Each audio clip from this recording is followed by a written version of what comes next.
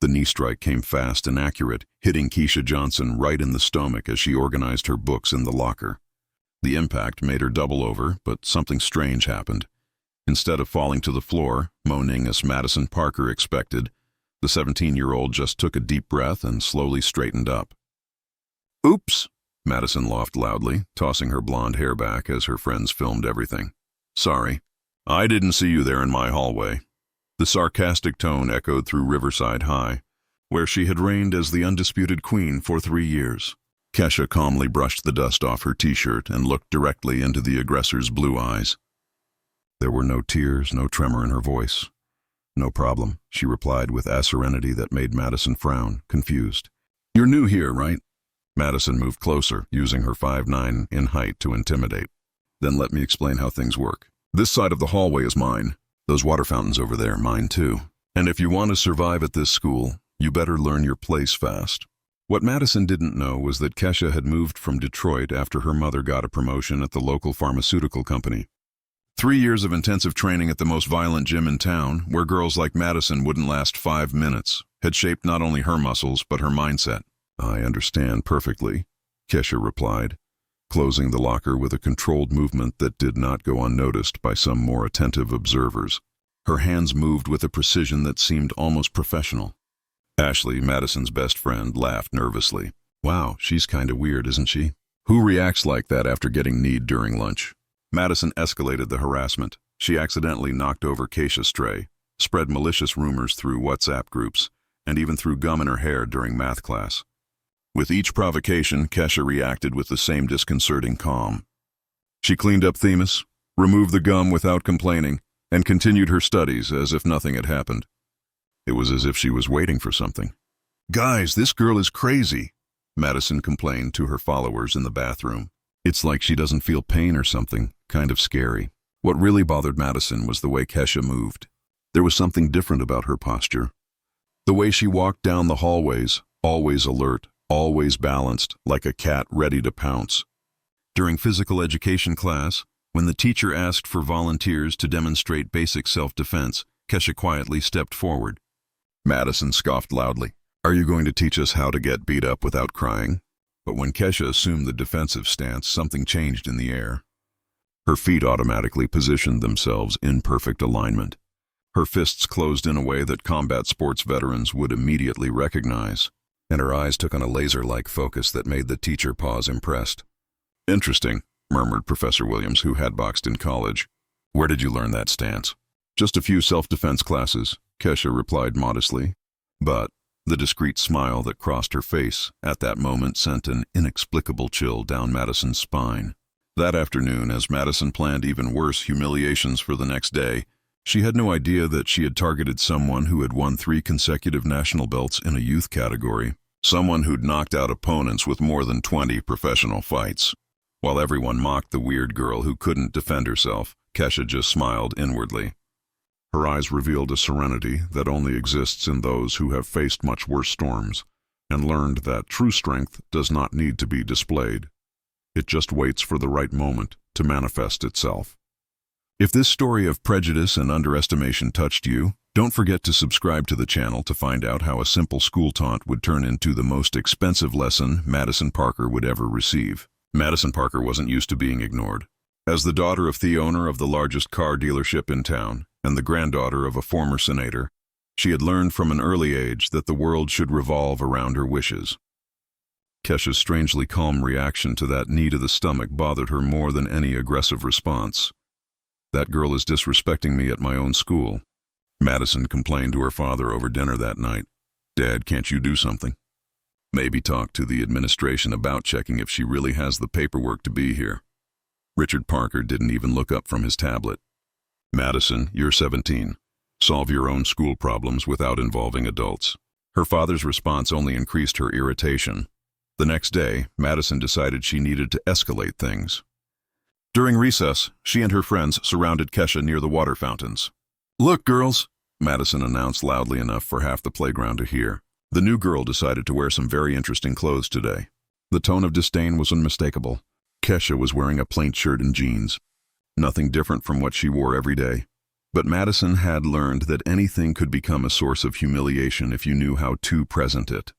"Guys, does she even know there's a dress code here?" Ashley laughed, discreetly filming with her cell phone. Maybe at the public school she came from, anything went. What they didn't know was that Kesha had grown up wearing simple uniforms at the Detroit gym where she trained. 3 years of early mornings at Kunk Gym, the same place where legends like Tommy Hearnshaw had been forged, taught her that expensive clothes made no difference when you were bleeding in the ring. "Detroit is very different from here," Kesha replied calmly, ignoring the malicious laughter. Her words contained a nostalgia that Madison interpreted as sadness, but which was actually longing for the days when she faced opponents who really presented a challenge. Madison felt encouraged by the seemingly submissive response. "I imagine it is. I bet you didn't even have etiquette or manners classes there." Right at that moment, Kesha remembered Coach Williams, the 60-year-old trainer who had shaped her discipline. "Respect is earned insolence. Girl," he used to say after she knocked out sparring partners twice her size. "Let them underestimate you. That's where your advantage lies." "You're right," Kesha agreed, her voice maintaining the disconcerting serenity. "Detroit taught me a lot of things that might not be necessary here in Riverside." Madison interpreted this as an admission of inferiority and decided to press further. "What kind of things?" "Stealing cars, running from the police." The friends laughed cruelly at the thinly veiled racist joke. For a moment, Kesha closed her eyes and saw the face of her younger sister, Aaliyah, who had been killed in a shooting when she was only 12. It was because of her that Kesha had started training. First out of anger, then for discipline, and finally for purpose. "Detroit taught me that some people talk a lot and do little," Kesha replied, opening her eyes with a look that made Madison instinctively recoil. "And it taught me the difference." The tension in the air was palpable.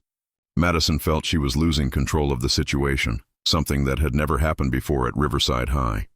She needed to regain control. "You know what?" Madison moved closer, invading Kesha's personal space. "I think you need to learn a few lessons about respect. And I know just the way." That's when Madison made her second mistake. She pushed Kesha again, this time harder, trying to knock her back. But Kesha didn't fall. Instead, she absorbed the impact with a footwork technique that turned the force of the push into a simple step backward. Her feet automatically positioned themselves in a boxing stance. Her shoulders aligned, and for a split second, Madison glimpsed something in her eyes that made her gulp. "Interesting," Kesha murmured, straightening her t-shirt with movements that seemed rehearsed 1,000 times. "You like to use your hands." Madison tried to laugh, but the sound came out forced. "Why are you so weird?" The normal thing would be to cry or complain to the administration, not stand there like a statue. "Maybe I'm not as normal as you think," Kesha replied. And for the first time since she had arrived at school, Asmal's smile touched her lips.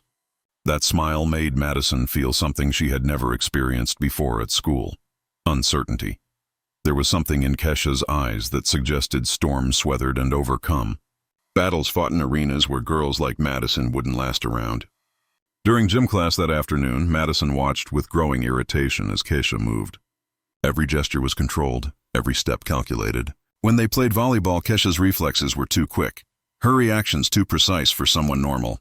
"Ms. Williams," Madison called out during break. "Can Kesha join the school's fight team? She seems to have experience." Ms. Williams, a combat veteran, watched Kesha with renewed interest. "Interesting that you mentioned that, Madison. Kesha, do you have experience in contact sports?" "A little," Kesha replied modestly, but her eyes sparkled with something the teacher recognized immediately. The unmistakable mark of someone who had faced real opponents in real situations. Madison didn't notice the exchange of glances between the teacher and Kesha, nor did she see how the teacher nodded slightly, as if confirming a suspicion. That afternoon, as Madison planned even more elaborate humiliations, she had no idea that she'd challenged someone who had already won 3 consecutive national titles, someone who had trained with women who fought professionally, someone whose discipline had been forged in the pain of losing the most important person in her life. What Madison also didn't know was that Professor Williams had called some old contacts in Detroit right after class. The responses she received would make any sensible person advise Madison to stop her taunts immediately. But Madison Parker had never been accused of being sensible. As she walked through the hallways that afternoon, planning how she would make Kesha's life even more miserable, She didn't realize that each provocation only awakened something dormant in someone who had learned to channel pain into power. If you've ever felt underestimated by someone who thought they knew your story, keep reading to find out why some people should do their research before choosing their targets. Because sometimes the quiet girl in the back of the room holds secrets that can completely rewrite the rules of the game. The call Professor Williams made to Detroit that afternoon would change everything, but Madison Parker was too busy planning her next humiliation to notice the winds changing around her. Coach Miller, this is Patricia Williams from Riverside High. You need to confirm some information about a transfer student, Kesha Johnson. The teacher spoke quietly in her office, watching through the window as Kesha walked alone across the courtyard. On the other end of the line, the legendary Kunk gym coach's voice immediately turned serious. Kesha, my God, Patricia, where is she? We lost touch when she moved after. Well, after what happened to her sister. What exactly happened, Coach? And please tell me my suspicions about her abilities are wrong. A long silence. Patricia Kesha Johnson isn't just a boxer. She's the most dominant junior boxer I've ever trained in my 40-year career. 3 consecutive national titles, 67 wins, 52 knockouts. She's never lost a fight. The coach's voice took on a worried tone. Why are you asking? Is someone bothering her? Professor Williams felt a chill. Coach, I need you to understand. We have a delicate situation here. A local bully is systematically provoking Kesha, and I'm afraid that she'll explode. Coach Miller laughed bitterly. Patricia, Kesha learned control the hard way. After she lost Aaliyah, she channeled all that pain into discipline. But if someone pushes her over the edge... Thaline went silent for a moment. I need to talk to her. It's urgent. Meanwhile, Madison intensified her psychological terror campaign. During lunch, she and her friends created a fake Instagram page called Riverside Rejects and posted a photo of Kesha eating alone with a caption. When you don't know, you're not welcome. You're new girl problems. Know you place. The post gained 50 likes in minutes with cruel comments from students who didn't even know Kesha personally. Madison felt victorious, fueled by the laughter and approval of her followers. Guys, look at this. Ashley showed her phone to the group. She doesn't even know she's become the joke of the whole school. But Madison didn't see Kesha open her own Instagram at that moment, look at the post for exactly 5 seconds, and then do something unexpected. She smiled. Not a sad or embarrassed smile, but a smile that carried memories of adversaries far more dangerous than a spoiled suburban teenager. Kesha remembered Coach Williams' words after her first big win. Baby girl, when they try to put you down publicly, it's because they already know you're bigger than them. Use that energy. That afternoon during physical education, Coach Williams discreetly approached Kesha while the other students were stretching. Kesha, I need to talk to you after class. It's about Detroit. The teacher's tone left no room for discussion. For the first time since she arrived at Riverside High, Kesha looked genuinely surprised. You know Detroit better than that. I know Kunk Jim and I just spoke with Coach Miller. Kesha's eyes filled with tears, which she quickly held back. How is he worried about you? And after our conversation, so am I. The teacher glanced in the direction of Madison, who was practicing cheerleading with her friends. Kesha, I know you have enough discipline to handle teasing, but I need you to promise me something. What? If the situation gets out of hand, if she or anyone else here touches you again, you come to me first. Don't try to handle it on your own.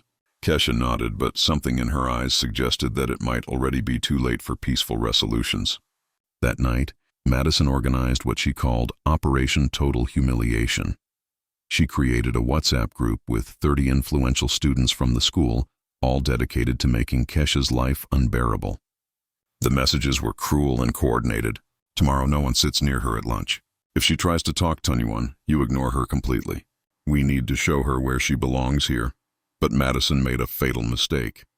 She included Jennifer Chun, a quiet student of Asian descent who had been the target of the same tactics 2 years earlier in the group. Jennifer, who is now part of Madison's social circle, purely for survival, immediately took screenshots of all the messages and, in a decision that would change the course of events, decided to take action. During the break the next morning, Jennifer cautiously approached Kesha near the lockers. Hi, Kesha. Right. Jennifer looked around nervously. I need to show you something. Kesha watched her curiously as Jennifer opened her phone and showed her the screenshots from the WhatsApp group. Why are you showing me this? Kesha asked calmly, reading the messages without showing any emotion. Because I know what it's like to be her target. Madison destroyed me during my first year here and no one helped me. Jennifer took a deep breath. But you're different. There's something about you that she can't break and it's driving her crazy. Kesha looked Jennifer in the eyes and saw something familiar. The mark left by systematic bullying, but also a quiet strength that had grown in adversity. Thanks for warning me, Kesha said simply. But don't worry about me. I can take care of myself. Kesha, you don't understand. Madison won't stop. She'll keep escalating until Jennifer stopped abruptly when she saw Madison and her friends approaching down the hallway. Until what? Kesha asked, but Jennifer had already quickly walked away. Madison arrived with her usual amplified arrogance, clearly prepared for the next level of humiliation. Hello, girls, Madison said loudly enough to attract attention. Talking about plans for the weekend. Oh wait, she feigned confusion. Kesha, do you have friends to make plans with? Laughter echoed down the hallway, but this time Kesha didn't remain silent. Madison, her voice cut through the air with a clarity that made everyone stop laughing instantly. Can I ask you a question? Madison, surprised by the direct response, nodded arrogantly. Sure, honey. Have you ever been in a real fight in your life? The silence that followed was deafening. Madison blinked several times, processing the unexpected question. What kind of question is that? Madison stammered, momentarily losing her composure. A simple question, Keisha replied, her posture subtly shifting into what attentive observers would recognize as a fighting stance. Because the way you behave, it seems like no one ever taught you that actions have consequences. Madison felt something cold run down her spine. There was something in Keisha's eyes at that moment that made her instinctively back away. Are you threatening me? Madison tried to regain control, but her voice came out higher than normal. I'm educating you, Keisha replied with a smile that didn't reach her eyes. In Detroit, we learned that respect isn't asked for. It's earned. At that moment, the bell rang, dispersing the crowd. But Madison stood in the hallway, processing what had just happened. For the first time in years, someone had fought back. That afternoon, Ms. Williams found Kesha after class. Coach Miller wants to talk to you, she said, handing her cell phone. Baby girl. The familiar voice of her coach filled Kesha with nostalgia. How are you? I miss you so much. I'm fine, coach. Just dealing with some typical teenage problems. Patricia told me about this girl who's picking on you. Listen to me, baby girl. You're not on those streets anymore. You don't have to fight to survive anymore. I know, coach. But if she lays a hand on you again, the coach's voice took on a protective tone. You do what I taught you. You protect yourself first. Apologize later. Got it. Kesha smiled for the first time in days. Got it, coach. And Kesha, Aaliyah would be proud to see how you've grown into a strong, intelligent young woman. Don't let anyone take that away from you. After hanging up, Kesha felt different. The conversation with Coach Miller had rekindled something inside her that Madison's taunts had begun to numb. That night, while doing her shadowboxing exercises in her room, a routine she had maintained religiously since she was 12, Kesha made a decision. She had tried the peaceful approach. She had tolerated humiliation, taunts, and systematic disrespect. But Madison Parker was about to find out why Kesha Johnson had never lost a fight. As she practiced combinations that had knocked out opponents twice her size, Kesha remembered the words Coach Miller always repeated before important fights. Baby girl, you don't fight to hurt anyone. You fight to teach respect. And Madison Parker was about to receive the most expensive lesson of her privileged life, directly from the fists of someone who'd turned pain into power, trauma into technique, and injustice into an unstoppable force that was just waiting for the right moment to manifest itself in all its devastating efficiency. If you've ever faced a bully who thought they could do anything without consequences, keep reading to find out why some people should do better. Research on the background of those they choose to target, because sometimes the quiet girl who absorbs all the blows is just calculating the perfect moment to show that those who sow the wind reap the whirlwind. The last straw came the following Friday during lunch. Madison had spent the entire week obsessed with Kesha's response about getting beat up for real and decided she needed to regain complete control of the situation. Guys, look at this, Madison announced, climbing onto a cafeteria chair to get everyone's attention. We want you all to see how the new girl reacts when someone messes with her stuff. Without warning, Madison grabbed Kesha's backpack and dumped its contents on the floor. Books, notebooks, and papers scattered across the dirty floor. But it was when a photo fell that everything changed. It was a photo of Kesha with a younger girl, both smiling. Madison quickly picked it up. Ah, how cute. Who's that? Your loser little sister. Give it back, Keisha said for the first time in a tone that instantly silenced the entire cafeteria. Or what? Madison laughed cruelly, waving the photo in the air. Are you going to cry? Are you going to call your mommy? Madison, give me back the photo. Kesha's voice was dangerously low. You know what? I think I'll keep this as a souvenir, Madison said, putting the photo in her pocket. Maybe I'll post it on Instagram with aerially cool caption. That's when Kesha stood up. Not quickly, not dramatically. She simply rose with the controlled fluidity of someone who had made that movement thousands of times before in combat. Last chance, Madison. Give me back my sister's photo. Your sister. Madison laughed. Where is she? Did she run away from you too? She died. The silence that followed was absolute. Madison blinked several times, processing the words. She died at age 12 in a shooting in Detroit. This photo is the only memory I have of her. Kesha took a step toward Madison. And you're going to give it back now. I didn't know. Madison stammered instinctively, backing away.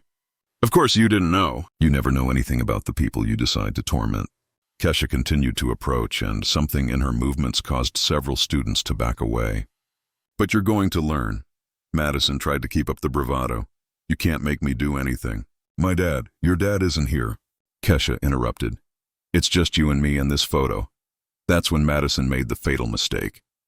In a panic, she pushed Kesha with all her might, trying to escape the situation she had created. But this time, Kesha didn't absorb the impact. Instead, she moved.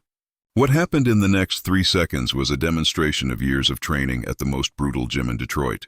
Kesha dodged the push with perfect footwork, grabbed Madison's outstretched arm in a basic arm lock, and used her attacker's own momentum to flip her over and completely control her.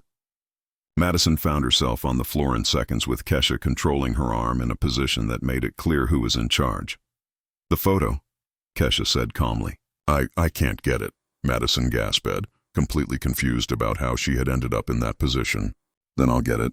Kesha maintained control of the lock while reaching into Madison's pocket with her free hand to retrieve the photo. The cafeteria erupted in shouts and cell phones recording. Fight, fight, fight. It's not a fight, Kesha said loudly enough for everyone to hear as she released Madison and stood up. It's a lesson. Madison tried to get up quickly to fight back, but stopped abruptly when she saw Kesha's stance. Feet planted, knees slightly bent, fists relaxed, but ready. It was the stance of someone who knew exactly what they were doing. Do you really want to continue this? Kesha asked, and for the first time, Madison saw something in her eyes that made her gulp. My dad will find out about this, Madison muttered, backing away. Great. Have him call mine. Kesha picked up her backpack and started packing her things. Detective Robert Johnson, Detroit Police Department. He'll love to talk about institutional bullying, Madison pawed. Detective. My whole family is in law enforcement. My dad, 2 uncles, my cousin. Kesha finished packing her books and looked directly at Madison. And they all know exactly what happens when bullies like you cross the line. That's when Ms. Williams appeared, having heard the commotion. What's going on here? Madison returned a photo she had taken without permission. Kesha replied calmly. Problem solved. The teacher looked from Kesha to Madison, who was still on the floor trying to process what had happened. Madison, get up. Keisha, can you come with me? As they walked down the hall, Ms. Williams murmured, Coach Miller told me, you've always been in control, but that was impressive. She touched my sister's photo, Kesha replied simply. Some lines cannot be crossed. That afternoon, videos of Madison's submission circulated throughout the school. There was no denying or distorting what had happened. Madison had pushed first. Kesha had only defended herself with perfect technical control. But the real blow came at the end of the day when Madison discovered that half of her friends had shared the videos with captions mocking her. Ashley, her best friend, had posted, When you finally find someone who isn't afraid of daddy, face with tears of joy. Seer reality check. Sitting alone in the bathroom, Madison called her father in tears. Dad, you have to do something. That girl attacked me at school. Madison, I just saw the video. You pushed her first. Richard Parker's voice was angry, and I found out that this girl is the daughter of a detective. Do you have any idea how embarrassing this could be for our family? But Dad, no buts. You're going to apologize to her tomorrow publicly, and you're going to stop this nonsense. I'm tired of your problems at school. Madison hung up the phone in shock. For the first time in her life, not even her father was on her side. Meanwhile, in the school gym, Kesha practiced alone on the punching bag she had found forgotten in a storage room. Each punch was a memory of Aliyah. Each combination a promise that she would never again let anyone disrespect her with impunity. Ms. Williams found her there. "How are you feeling?" "Good," Kesha replied, stopping her punching. "For the first time since I got here, I feel good." Coach Miller was proud when I told him. He said you did exactly what he would have done. Kesha smiled. The first time she had smiled genuinely since moving to Riverside. Coach always said that true strength isn't about attacking those who are weaker. It's about protecting what matters and teaching respect to those who didn't learn it at home. The next day, Madison arrived at school and discovered that her reign was over. The hallways that had once opened up for her now ignored her. Her former followers avoided eye contact. Jennifer Chun, who'd once feared her, walked past her with her head held high. Madison Parker's reign had crumbled in exactly 3 seconds. The time it took Kesha to show that some people aren't born to be victims. They're born to teach bullies about consequences, respect, and the difference between real strength and inherited privilege. As Madison faced her first day as an ordinary student without subjects or kingdom, a question echoed through the halls of Riverside High. Would 3 seconds of humiliation be enough to teach a 17-year-old bully lessons that a lifetime of privilege had failed to impart? 3 months later, Madison Parker walked the halls like a ghost of her former self. No followers, no kingdom, no protection that her family name had always provided. Her former friends openly avoided her, and even Jennifer Chun, who had once feared her, now passed her by with pride. Her father had cut her allowance after the public embarrassment, forcing her to get a part-time job at a snack bar. "Maybe working will teach you humility," he had said coldly. Kesha, on the other hand, blossomed. Professor Williams nominated her for a scholarship to a prestigious university, her karate background impressing athletic recruiters. More importantly, she had found her voice. "Never let anyone make you feel small," Kesha said during a speech to new students. "True strength isn't about dominating others, but about protecting yourself and teaching respect." Madison, watching from the back of the auditorium, finally understood the difference between real power and inherited privilege. The best revenge wasn't public humiliation or social downfall. It was Kesha becoming everything Madison could never be, genuinely respected, truly strong, and completely fulfilled. If this story inspired you to stand up to bullies or taught you something about true strength, don't forget to subscribe to the channel for more stories that show how dignity always wins over arrogance and how those who sow humiliation reap irrelevance.